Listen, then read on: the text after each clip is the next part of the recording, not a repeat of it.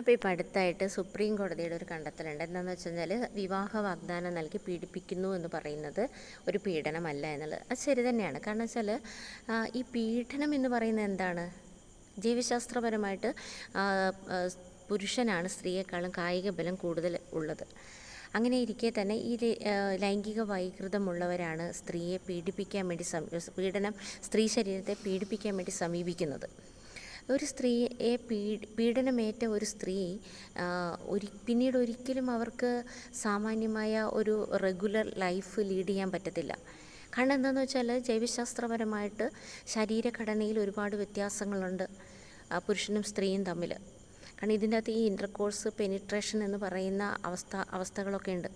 ഇതിന് കായിക ബലം ഉപയോഗിച്ചൊരു സ്ത്രീയെ പീഡിപ്പിക്കാൻ ഒരു പുരുഷൻ ശ്രമിച്ചു കഴിഞ്ഞാൽ പിന്നീട് ആ സ്ത്രീക്ക് ശാരീരികമായിട്ട് ഒരുപാട് ആന്തരിക അവയവങ്ങളിൽ വളരെ ഭയാനകമായ മുറിവുകളും അവരുടെ ജീവഹാനി തന്നെ വരുന്ന സംഭവങ്ങൾ, ജെന്യുവൻ കേസുകൾ നമ്മൾ റിപ്പോർട്ട് ചെയ്യുന്നതൊക്കെ നമുക്ക് കാണാൻ സാധിച്ചിട്ടുള്ളതാണ്. അതിനെയാണ് ശരിക്കും യഥാർത്ഥത്തിൽ പീഡനം എന്ന് പറയുന്നത്. മറിച്ച് സംഭവിക്കുന്നതൊന്നും പീഡനങ്ങളല്ല.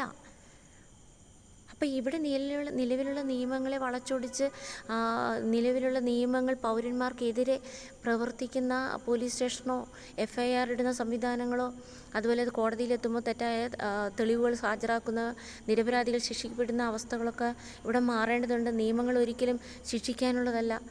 നിരപരാധികളും നീതി അർഹിക്കുന്നവർക്ക് നീതി വാങ്ങിച്ചു കൊടുക്കാനുള്ളതാണ് നിയമങ്ങൾ.